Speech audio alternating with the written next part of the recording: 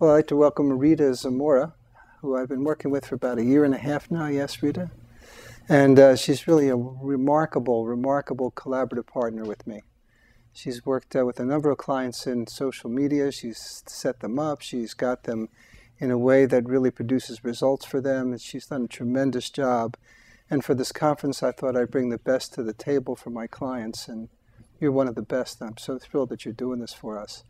You have a strong background. Do you want to just tell me a little bit about your background? Maybe that would be helpful and tell the audience. Mm-hmm.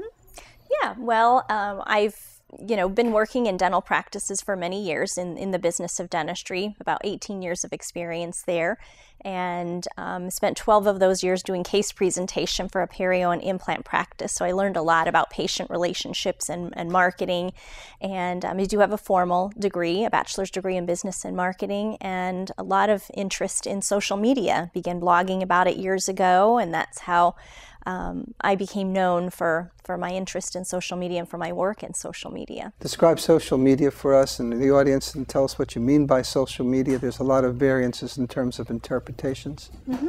Well, I think the easiest way to describe it is if you can imagine two people having a conversation at a water cooler at their place of employment, for example, and one person may have just had their teeth whitened or had some, cosmetic dentistry done, some veneers put on their teeth, and the other person tells, this woman, gosh, your teeth look so great. Who did it? Is it the dentist that you're always talking to me about? And that conversation just, is between two people. It comes and goes. Well, social media, what that does for those conversations is it opens up the conversations to, rather than just having, two people at the water cooler at their place of employment, it opens up those conversations in front of dozens or hundreds or sometimes thousands of people.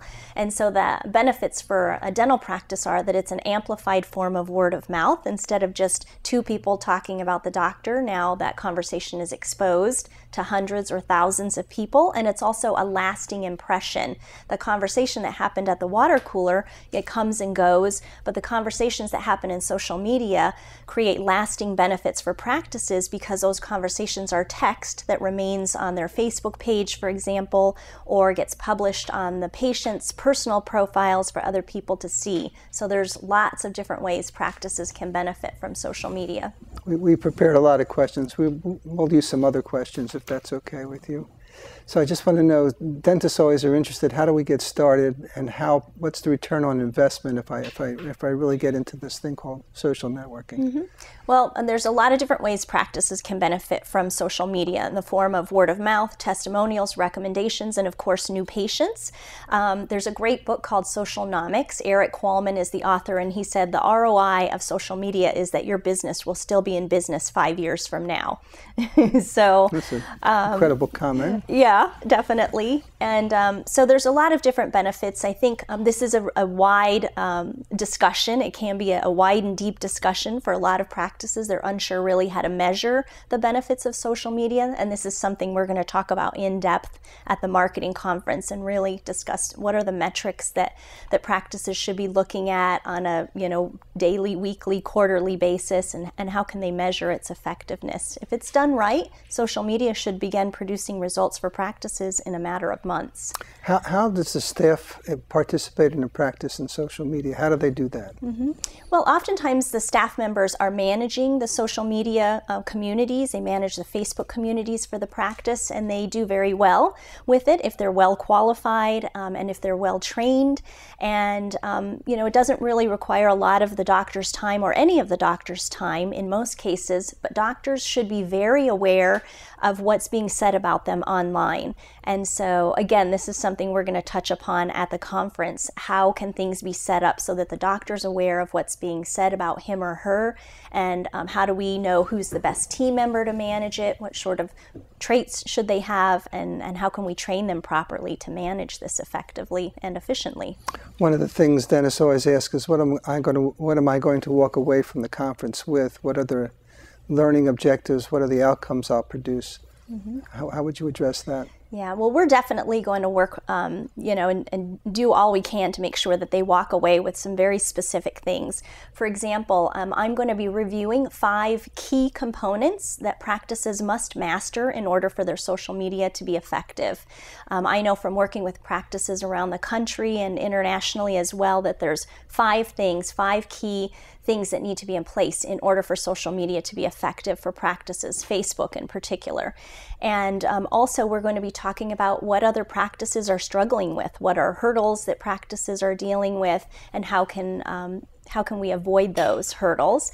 And I'm also going to give team members 5 specific things, very easy things that they can do, things they can implement right away to begin to help to enhance the doctor's online reputation, as well as to help to protect the online reputation and spread a lot of positive PR about the practice online.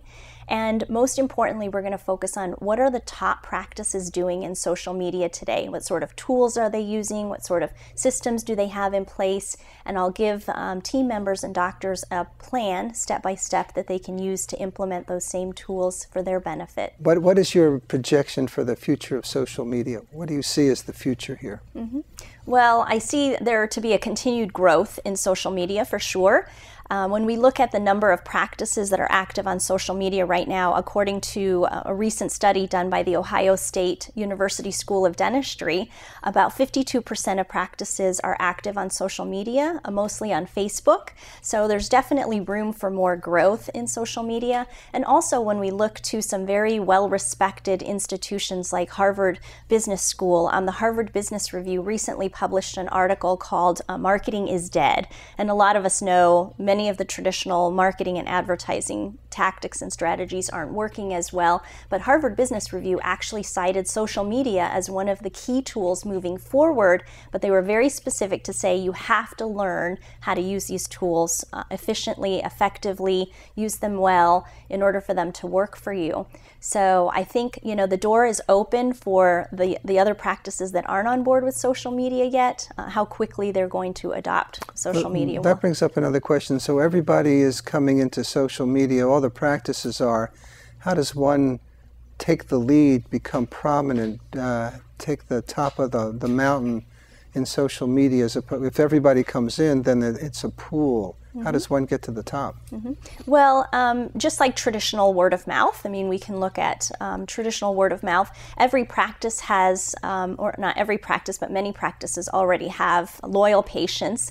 Practices who have really great patient relations are perfect for this type of marketing. The most effective thing that practices can do, and very easy thing that they can do to get patients to play, if you will, or participate in their social media or on their Facebook, is to just have conversations with patients about it.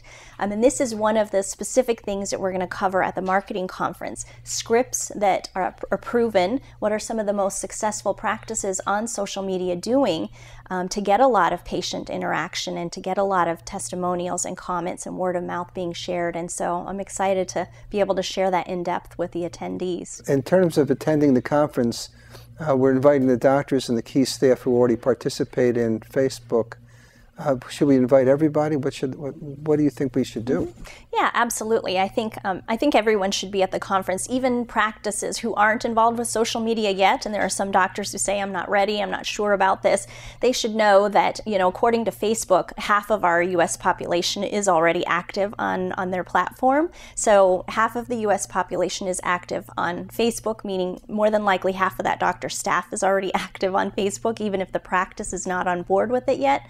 So it's really important to bring the staff to this type of a conference so that they can get educated on how to properly use these tools, not only for the benefit of their practice, but also just learning best practices and etiquette for using these types of tools moving forward. Well, thank you very much for coming aboard. I really appreciate it. I'm so excited to have you.